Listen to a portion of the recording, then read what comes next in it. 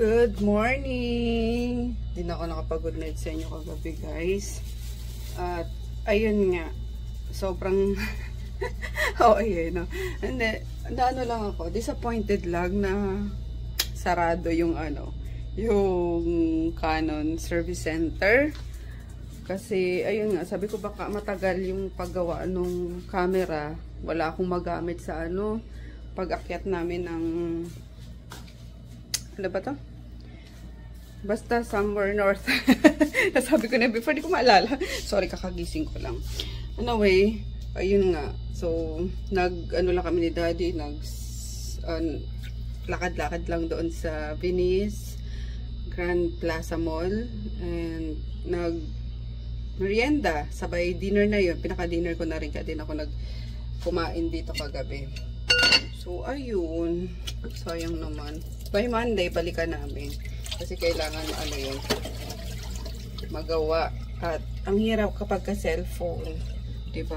Ang hirap. Hindi ko alam kung saan ipapatong yung ganyan. Baka mamaya malaglag pa kayo somewhere dito sa kitchen, sa, you know.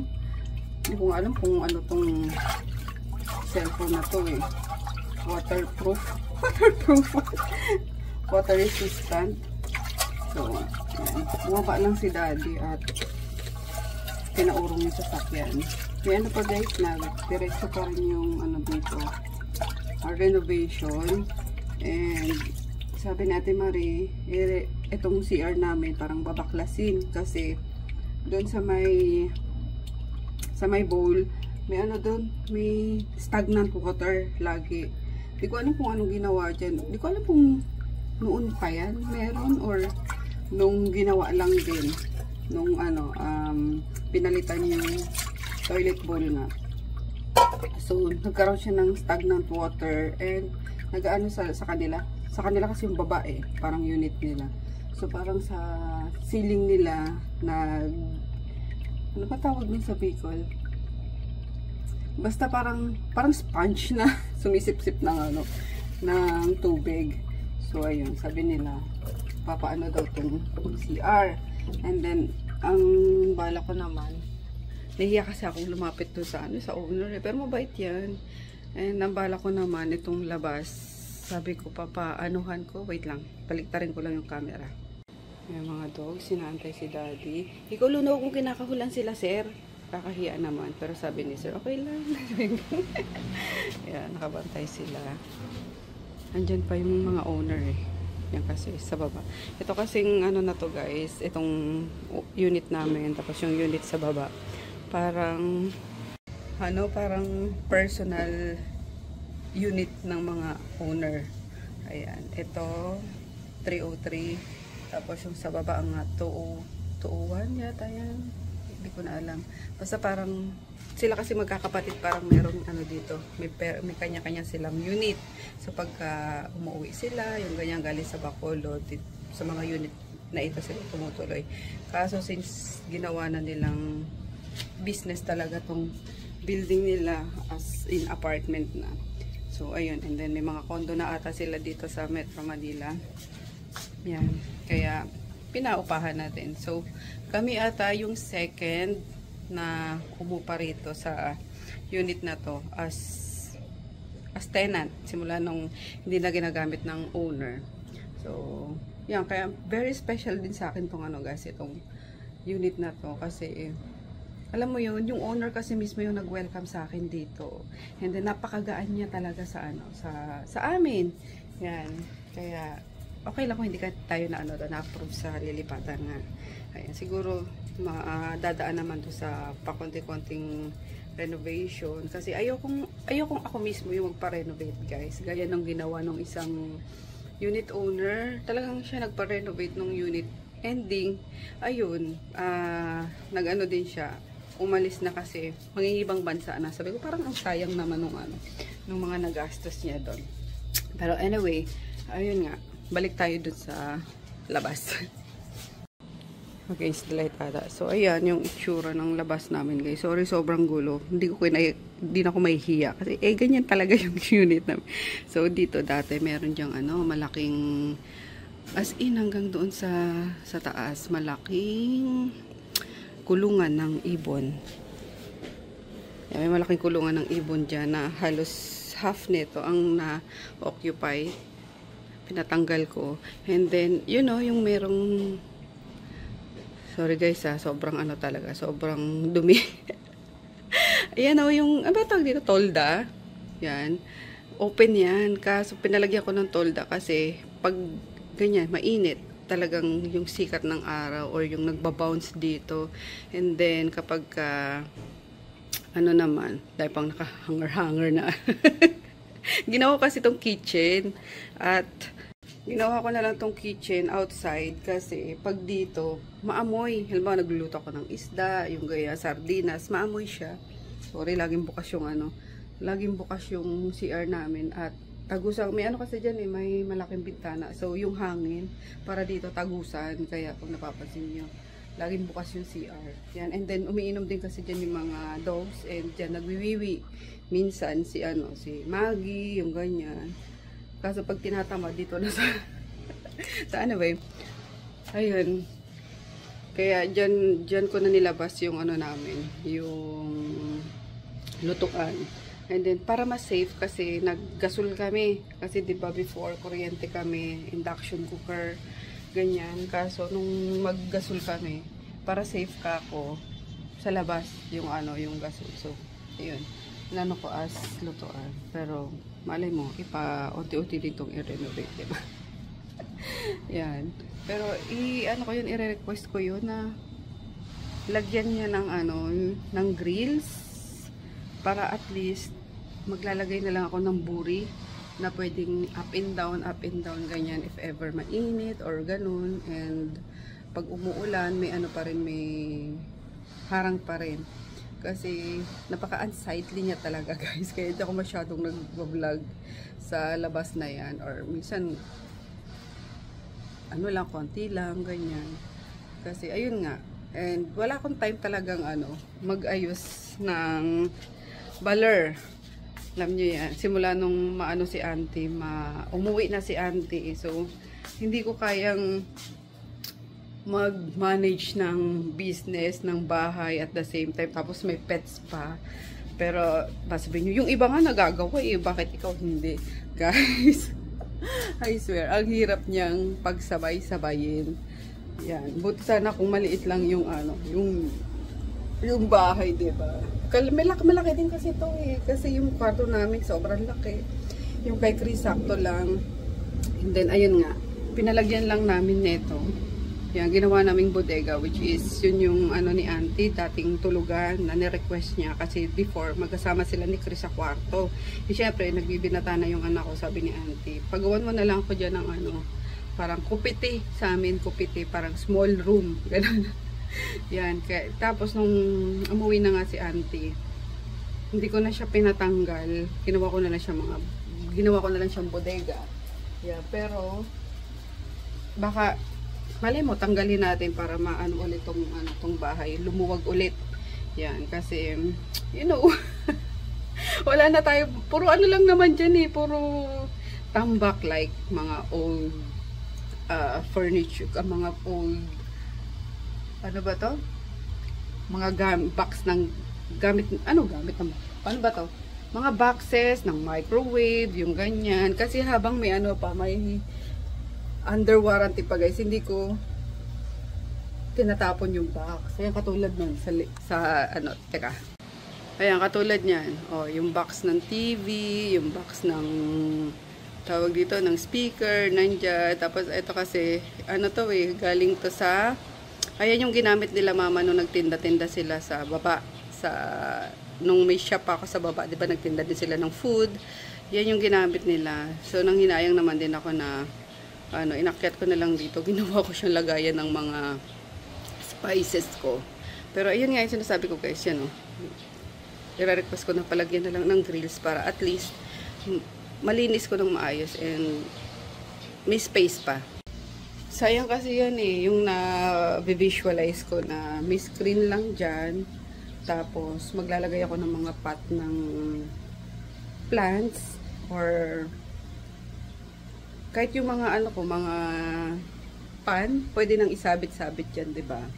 Yan.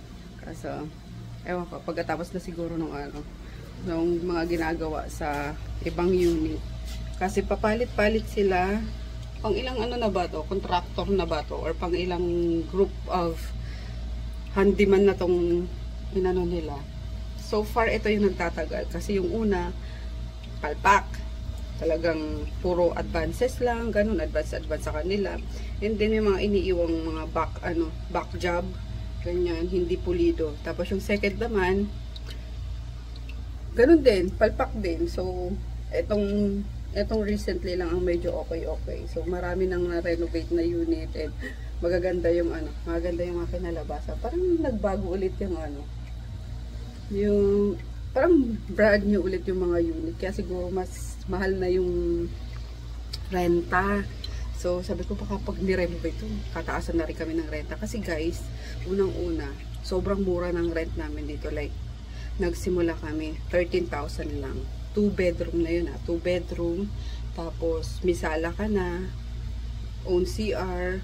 Tapos, ayun nga.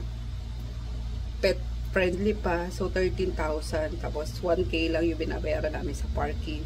And then, as tumatagal, syempre nagtataas din yung yung renta. Sa ngayon, na kami? 16K. Hindi, 15 pala, 15K kami, 15.5 if I'm not mistaken. Nasa yung resibo namin. Ayan, 15.5. Tama, 15.5 itong unit plus 1K sa parking. So, 16.5 na siya. Which is okay pa rin kasi yung mga nakikita ko ng for rent na apartment, ganyan. 25 na yung pinakamataas niya. Pinakamababa, sorry. 25,000 na. Yung nakita namin doon na hindi nga, na-reject nga yung mga dogs ko na hindi na-approve. 25K yun guys. So, wala pang parking yun. Yung parking na nasa harapan nun, like 3K daw per month. So, parang kinuwento ko 28K. So, sa namin ngayon, sa renta namin ngayon, para magdadagdag ako ng almost 10K, di ba? Kaya, okay na okay din na hindi na-approve yung mga dogs. So, ayun lang. Ang dapat ko na sinabi, di ba? Magsasaing lang dapat ako. Ayan nga sila. Hinaantay pa rin si daddy. Ganyan sila. Pag wala kami lahat, yung ganyan. Or pag may isa lang na bumaba, tapos, yung iba nandito pa, ay mag-aantay sila kasi alam nila babalik agad yan. Pero pag lahat naman kami wala, lahat sila papasok. Kanya-kanya silang tulog lang, yung ganyan. Yan. Mababait naman yung mga dogs ko guys. And mga senior na yan, si Maggie. Pati yung mga Dachshund, mga na yan eh. Mahigit 5 taon na. Si Groot, ang pinakamatanda dito. Ayun na. Yan. Pag ito yung gumaganyan-ganyan yung ni Maggie. Ito naman si Talon to.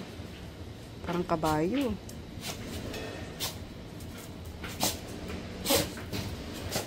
Nakita nila si daddy. Saan mo nilagay? Sa ibabaw ng basurahan. Talaga? Kahit kailan wala ka matinong sagot. No? So, ayun nga. Kasi, sorry guys, na utal-utal ako. Pupunta kami sa Mang Cosme warehouse at papalitan ko na tong namin ref at talagang ayan ang itsura ng ref namin, diba? Ang daming kailangan ko ng mas malaki para sa pagkain ng mga dogs at mga gulay-gulay kasi si Dalmasio kailangan din ng gulay o yan, diba? Yung halaan hindi ko na naluto. Pwede pa kaya ito? Talagay na sa freezer ni Chris. May yellow pa. So, itsura ng freezer namin. So, kailangan na mas malaki. Nakakainis to si Mima. Muntik na akong umiyak, guys. Actually, naluluhaan na ako sa lungkot.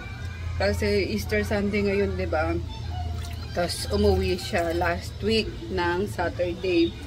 So, almost 1 week yung vacation niya. Tapos, sabi niya, "Hi, Mi." Sabi ko, "Hi, Mima. Happy Easter." Ganyan. Tapos sabi niya, "Sorry po, Mi. Hindi na ako Naiyak tuloy ako. Kahit hindi totoo. Teka. Alam mo, salbahe mo, Jiban. alam mo kung paano ko talaga i-prank. Kaya sabi niya, sorry mi, hindi na po ako pinababalik ng mother ko sa Maynila. Dito na lang daw po ako sa Pangasinan mag-work. Sabi ko, huy, umayos ka. Kasi kabilin-bilinan ko yun sa kanya na, ayun nga, susundin ko siya kapag hindi talaga siya bumalik. Tapos sabi niya, opo, may promise po. And then, sa loob ko parang, bigla ko na hurt na, oh my God, mapipilay kami. Tapos sabi ko, paano na ako pa-reply na sana ako sa kanya na wala akong magagawa kung yun talaga gusto ng mother mo yung baga. Kasi hindi ko naman syempre hawak yung decision nila, diba? Kaya sabi niya, char lang ni kakalis lang nung bus na sinakyan ko. Nakakaloka. Ayun kasi sa lahat talaga guys ng ng staff na nakasama namin sa diyan sa TikTok, yung ganyan. Sa kanila talaga ako tiwala. Tapos sa kanila ako panatag. Kahit si mama, si papa, ganyan. Panatag sa kanila. Ewan ko may something sa magkapatid na yun na makukuha talaga nila yung yung tiwala mo, yung ganyan. Kasi very masipag. Mima, pinapaiyak mo, nakakainis ka. So, ayun. Kaya, kabilin-bilin ako talaga na bumalik, magpakasyon, kung magsabi sila kung gusto nila ng bakasyon, yung ganyan, pagbibigyan ko. Tapos, huwag lang nila ako iwanan na biglaan, di ba? Na wala pang kapalit. Kala ko totoo. Nakainis na si Jiban. Nung galing mag-prank. Anyway, pabalik na daw siya guys. Pero, nalungkot talaga ako ng very, very light. Nakaluha pa ako na alam mo yun, nalungkot ako bigla kasi very funny yan. Si Jolo kasi masyadong reserve. Alam mo yung dati, lang yan si Jolo, yung sasagot lang yan pag tatanungin mo. Hindi rin pala talk si Jolo. Pero mabait talaga siya sobra. And then sobrang sipag din at reliable talaga siya. Tapos hanggang dumating itong kapatid niya, si Jivan. So, doon na sobrang match nilang dalawang magkasama. Palibas sa mga malambot, according to Jivan. Ayan. So, yun, nagsimula ng si Jolo, tawag doon? Nagsimula ng mag-ingay, kumbaga gano'n, magbiro-biro. Kasi nung una talaga, napakaseryoso niya ni Jolo. Talagang more on work lang niya na Kaya, ayun. Pero napakabait nila guys, promise. Kaya, sabi ko sa kanila, di ko naiyak talaga ako. Ito talaga si Jiba, nakakainis na sobra eh. Inipon tuloy ako. So, ayun. Kaya, sabi ko sa kanila, magtiyaga na muna sa ngayon na, alam mo yun, sa akin nag-work. Kasi, sabi ko, supportahan ko naman sila if ever gusto nilang abroad, yung ganyan, lahat ng help na mabibigay ko, ibibigay ko sa kanila kasi deserve nila talaga yun.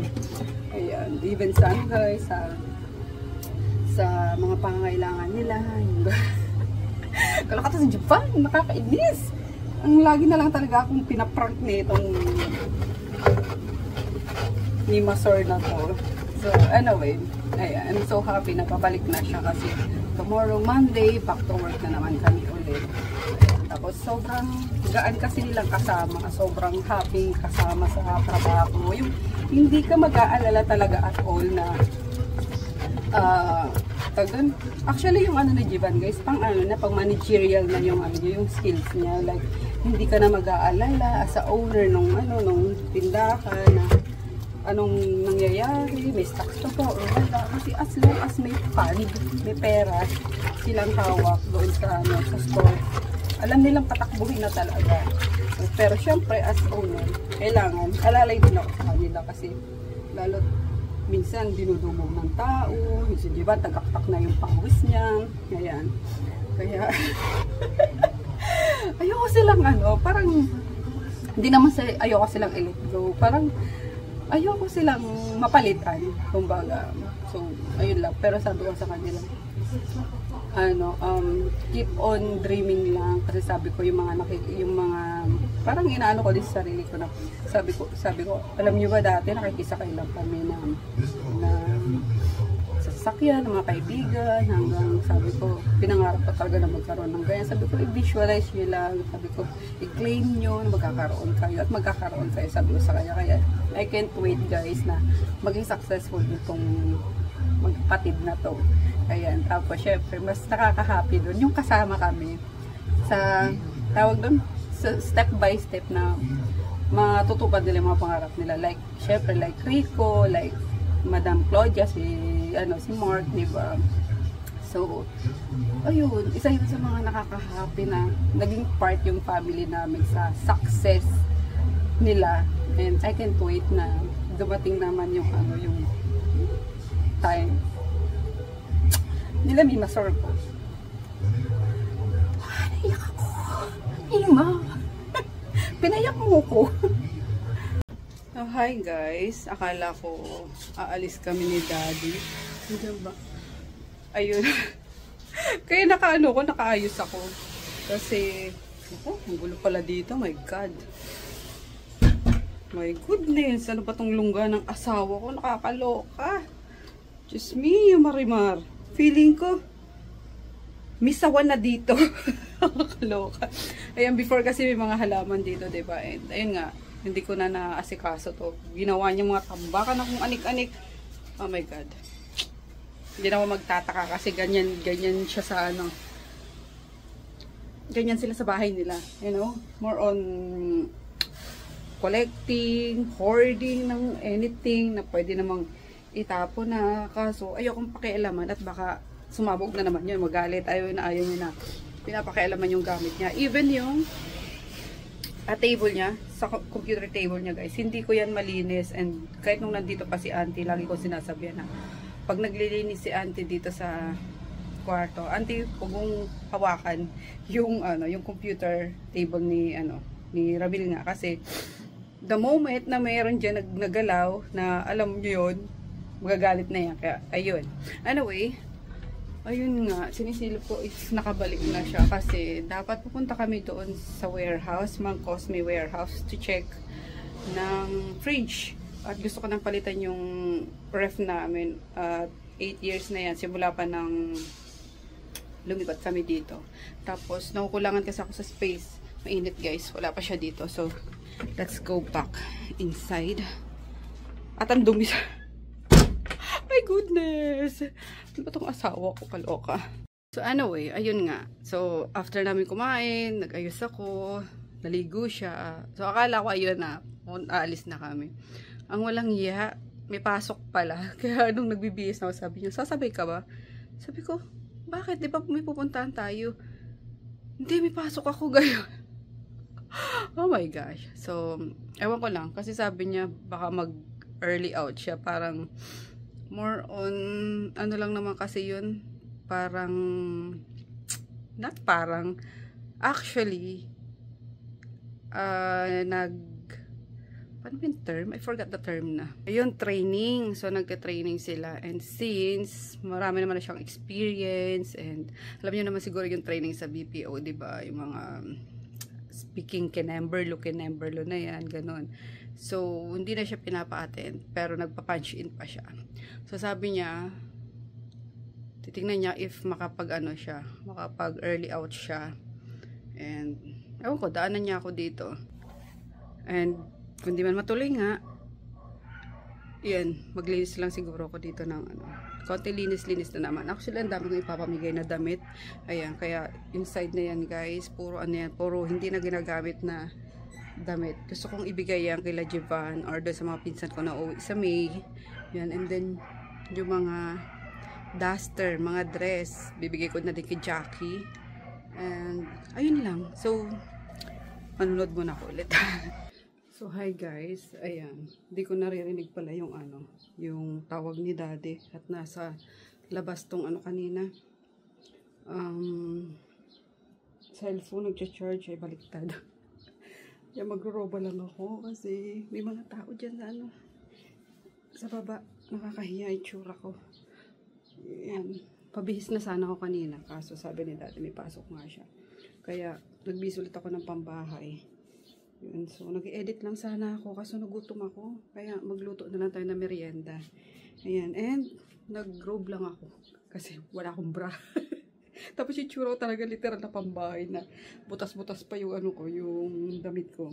And, ayun. Ito yung isang color guys, na roba na binili ko sa TikTok.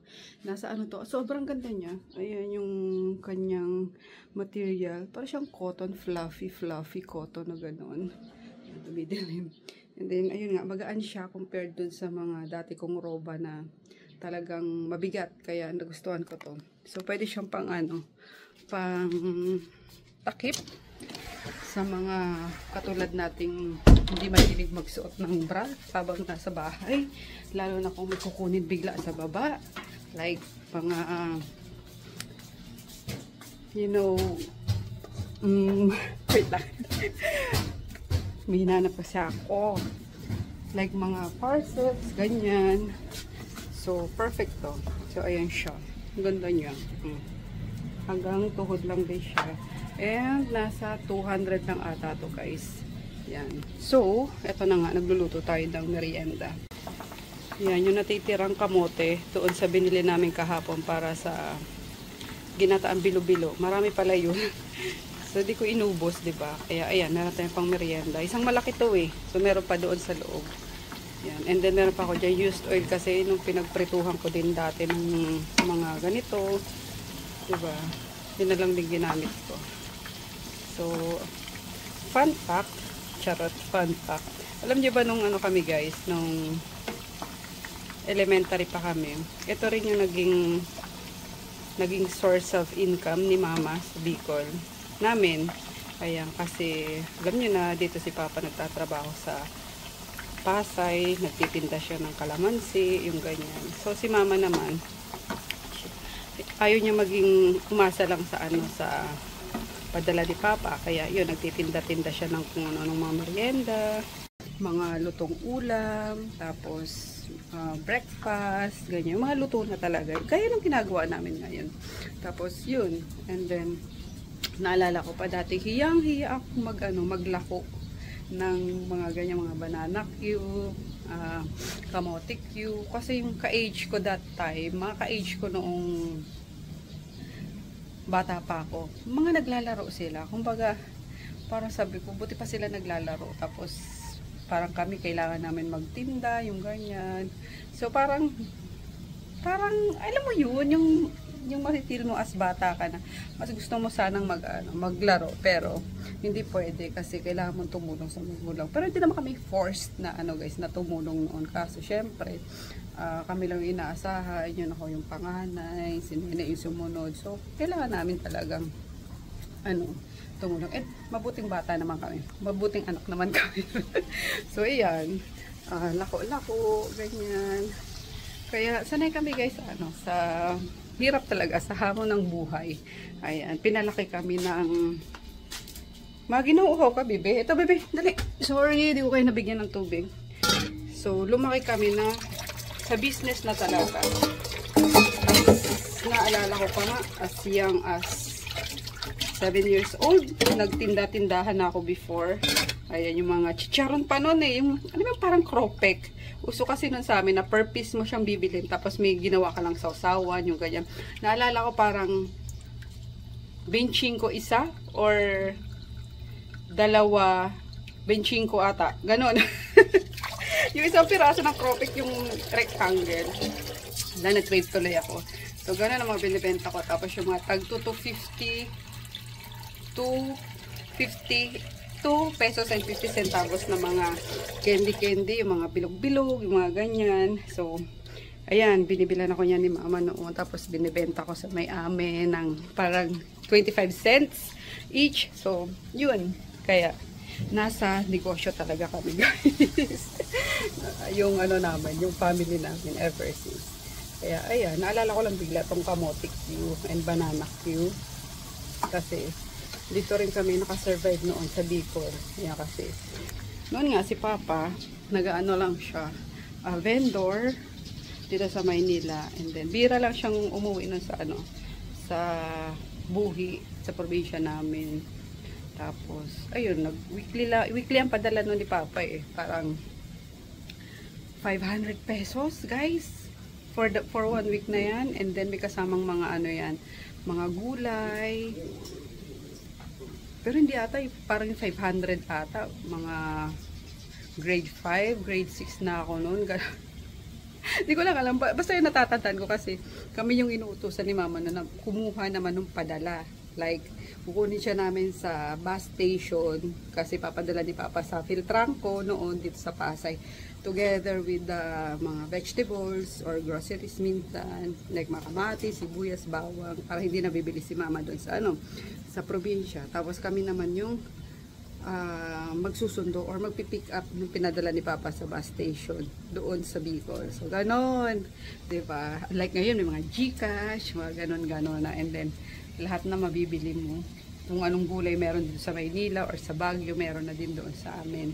Pero hindi siya fresh, of course, nung naandito pa sa Pasay. Kumbaga, ilang travel na yung pinagdaanan ng mga gulay papunta doon, diba? Pero nothing beats, guys, yung mga organic or yung mga vegetable na makukuha mo lang sa mga gilid-gilid ng bundok, like yung mga binababa ng mga katutubo. Yun, favorite namin yun, gaya ng mga ano yung fern na ba tawag dun? Pako, ayan. Dito tayo, gaya ng pako, mga lubi-lubi. Ewan kung ano sa inyo, may Bicolano dito na alam yung lubi-lubi, kung lubi-lubi din ba yung tawag sa inyo. Pero para siyang ano, guys, actually decorative lang siya sa mga mayayaman na bahay. Nakikita ko yan dito sa Maynila. Parang pag dumadaan kami ni Daddy, minsan napapadaan sa isang mga exclusive subdivision na ganyan. Ha? Ginugulay namin yan, oh. Pero sa kanila parang ano lang, plants lang yun. Ayan, medyo maliwanag, guys. Wala palang ilaw kanina. So sa amin, ganyan lang ang kamote ko, guys. Parang roughly chopped talaga siya with the size. Pero dito parang chop siya as, alam mo yung makinis. Sa amin, roughly chop. Ganyan lang. So, lagyan natin ng konting sugar para konti lang. Nasa CR si Maggie. Siguro naiinitan. Ayan, kasi bala ko sanang magpaligo nga sa kanila kasi masakit pa rin yung katawan ko. Eh, gusto ko muna ding i-rest. At ayokong puwersahin. At alam nyo na, 40 na tayo, guys. Baka magpuwersa yung mga katawan natin. Eh, bigla naman akong malumpod, diba? Charot. So, siguro sa Saturday, kasi summer na nga, and then, maano na rin naman yung tubig, malakas. So, mapapaliguan ko na sila. Ating sugar. Charan! Bali, dalawang ano siya, guys. Kasi yung first batch, di ba nilagyan ko ng sugar. Hindi na siya kinapitan. Kasi siguro toasted na yung outer, ano niya, part niya. Ayan. Pero may mga dumikit na konti. Ganyan. Kaya yung sa second batch na lang. So, ayan yung kamote ko and banana ko. So, konti lang. Wala siyang nakuot lang ng konting sugar. And then, para din may, ano yung anak ko. Excuse me. Merong makakain kasi tulog. Ayan, napagod kakaayos kito niya. Pasok muna ulit tayo sa kwarto. Wait. Natatapon. So, ayun lang, guys. Habang nagpapahinga din ako, I mean, nire-rest ko yung ano ko, yung kamay ko. Paliliguan ko na yung mga dogs. Kasi parang init na init sila eh. Okay lang yan, mainit naman yung panahon. So, kahit na gabi ko na sila paliguan or hapon, okay lang yan. Sarap. Diyan tayo.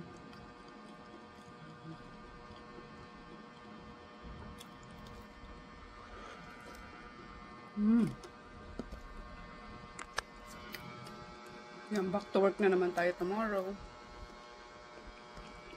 Back to tinda. Pero nakamiss kasi, diba? Walang kita.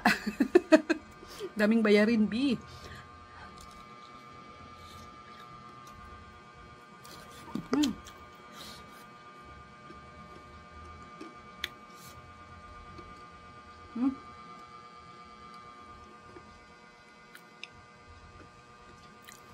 Saan kayo sa Jibab?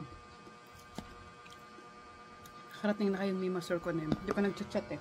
Sabi ko mag-chat siya if kailangan siyang sunduin. Papasundo ko na lang kay Kuya Peter. Sa bus station. Kaya yung look natin ngayon. Hindi tayo nakarampa sa labas. Charissa. Dito pinayagan si daddy. Pero okay lang yun. Kaya pa namang araw.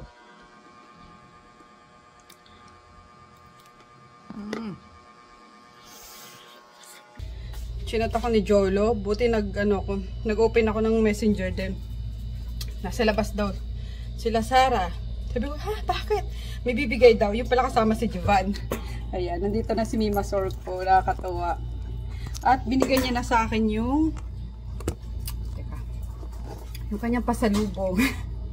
Ang thoughtful talaga no? Mima ko. So, ayan. Ay, may bagoong na naman. Oh my gosh. Ayan guys, yung padas. Sabi niya, para matikman niyo yung padas. At hindi masyadong maalat daw yung padas dito. Ano ba yung padas?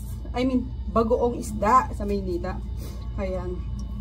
And then, ayun nga, yung mga dried fish. Oh, dito lang, parang gusto ko na siyang, parang nagutom ako bigla, Mima. Alam mo, perfect din yung may pagbigay mo para at least tomorrow, diet na ako, Mima. And then, ay, thoughtful talaga ng Mima ko. Alam mo yan? Oh, may tinapa pa. Oh my gosh, Mima Sor. Iba ka talaga, Mima Sor. Natakam ako! Literally, guys. Parang naglalaway na ako na in fairness. Amoy pa lang, guys. Amoy pa lang. Amoy masarap na. Alam mo yung tapa talaga na parang tapa ng Bicol. Andun yung amoy niya. Yan. Ang bango! Ayan, same sa namin, sa tapa namin. Yan, talagang luto siya sa smoke. Yan. And then, yung iba nga yung dito, yung tinapa dito sa Maynila, yung mga ginagawa lang dyan sa Malabon, like sa somewhere, sa Cavite, or alam mo yung amoy mo palang masusuka ka na talaga sa sobrang lansa. What more kapag kinain mo. Kaya nung nakakain ako niyan, years ago, nasa pa kami nasa Don Carlos pa kami. Never na talaga ako guys tumikim ng ng tinapa na galing na dito nabibili unless from siya from Bicol, like ng galing Bicol siya tapos ititinda dito. Yan. Tapos halata mo naman kasi yung tapa ng Bicol is dry talaga siya, as in dried. Dry siya sa sa usok. Pero yung mga nandito very moist na madali pating uurin. Alam niyo yun? So na-imagine ko na naman yung yung suka ko, yung suka ko talaga right after nung kumain ako nun. Kaya ayan. And then yun. Meron pa tayong ayan, saya naman. Kakainin ko na. Tupig! Ayan, tupig. Mga delicacies ng Pangasinan. Harap. Thank you, Mima Sor. Grabe pagkakatulog ng anak ko Napagod ata sa speaking. Katulog ka ako Nakatulog ka? Ayan, lumabas na. May dyan banana Q, kamote Q. Meriendain mo na. Tsaka yung tira mo pang soy milk. Diba, dalawa lang natira ko guys. Ayan, mag-ano ka? Ito. Chicken soup. Pero ayun nga, try natin silang paliguan. Paliguan ko sila, nak.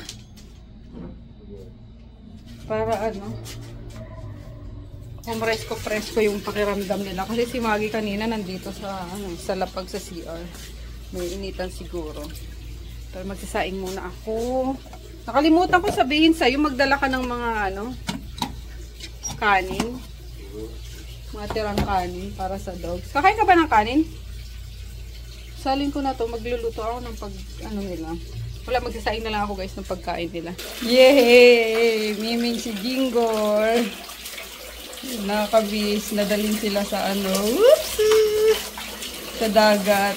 Ito, magaling tong lumangoy. Sabagay, lahat ng dogs naman magaling lumangoy. I mean, gusto nila sa tubig. Ayan. Miming na! Miming na, Jingor! Good, good. Yan, para ma-preskohan ka. Yay! Yay! Let's see. It's Yugi's turn! Ano? Mag-ano kaya tayo, nak? Total na da-drive mo na si Tonyo eh. Mag-outing tayo sa dagat. Sama natin itong mga dogs.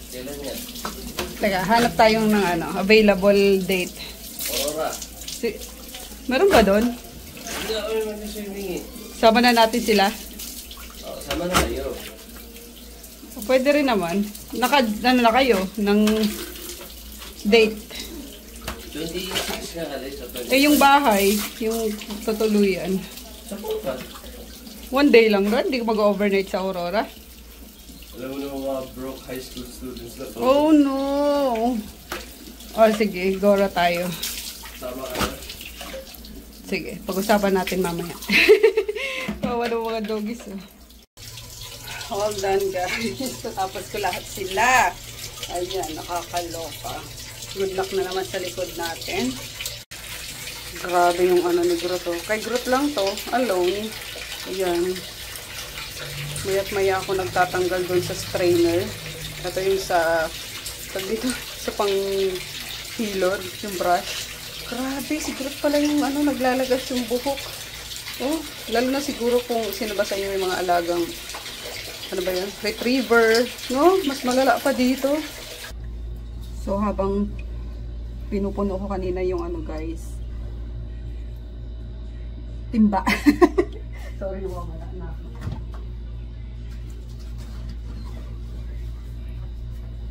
Niluluto ko na yung ulam namin. Kasi, ayun, ang hinayang ako dito sa ano, sa kangkong. Ayan, sobrang ano pa siya, fresh pa siya, oh. Yung mga nasa ibabaw lang, yung medyo na dry. Pero yung ilalim niya, good, ano, fresh as fresh.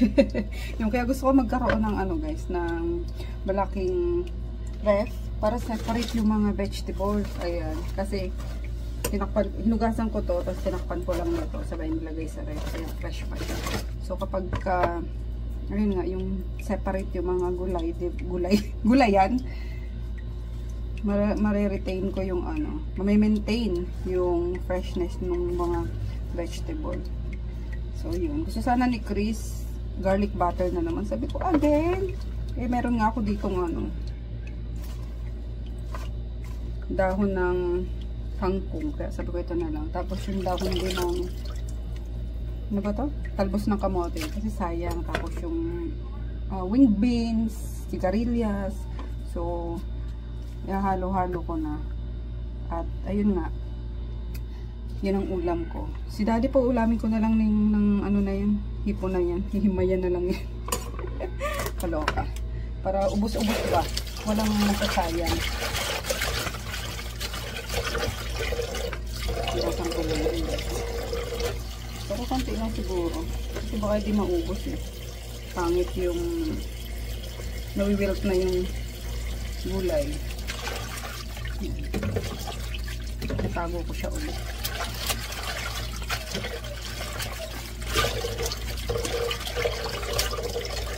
Kain tayo, guys. At balik trabaho na naman tomorrow. Tapos na maliligayang araw natin. Back to work, back to grinding. Kaya ulam namin, sinigang. Himayan na lang kita, daddy, ha? Kasi hindi ako nagluto ng iba. Tapos yung, ito pa nga, gusto mo, may chicken pa dito. Tapos yung kanina. Ano to? Okra with bagoong. Yum yum. Ito na lang. Kaya nga, himayan na lang kita ng hipon. Kain tayo. At ganun lang, guys, kabilis na tapos yung Holy Week. Yung ating bakasyon na Wednesday, Thursday, Friday, Saturday, Sunday. Actually, 5 days din naman, pero I want more. Charot! You want more, wala kang kita. Hindi, enough na yun. Back to work na tayo tomorrow. Pero, yan, baka maaga ka din ba, daddy, tomorrow? Tutuloy tayo? So, ayun nga, tingnan namin kung matuloy kami ulit tomorrow sa sa McKinley para ipagawa yung camera. Kasi kailangan ko yung camera, guys. At pupunta kami sa Atok. Ayan. Let's see. And ayun lang. Good night. See you tomorrow. Para ma-edit ko na to. At updated ang vlog natin. Charot! Kung di ka lang nag-vlog ng ilang araw, kaya updated yung vlog mo. Nahabol na agad, no? So, good night. Happy Easter, everyone.